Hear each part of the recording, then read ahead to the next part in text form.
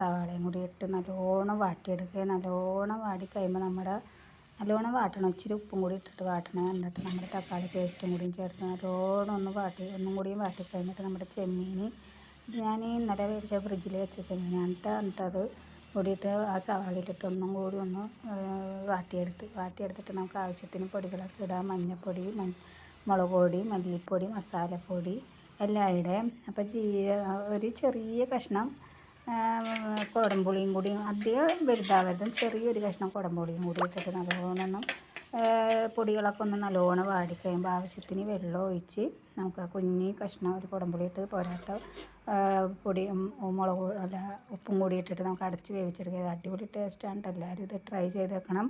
Super ടേസ്റ്റാണ്. കുടംപുളി നമ്മൾ വെന്ത് കഴിയുമ്പോൾ കുടംപുളി എടുത്ത് മാറ്റണം കേട്ടോ, അല്ലെങ്കിൽ കുറേ കഴിയുമ്പോൾ വേറെ ചുവയാകും. അപ്പോൾ ചെമ്മീൻ കറിയുടെ ടേസ്റ്റ് മാറും. ആദ്യമായിട്ട് എൻ്റെ ചാനൽ കാണുന്നവരാണെങ്കിൽ സബ്സ്ക്രൈബ് ചെയ്ത് സപ്പോർട്ട്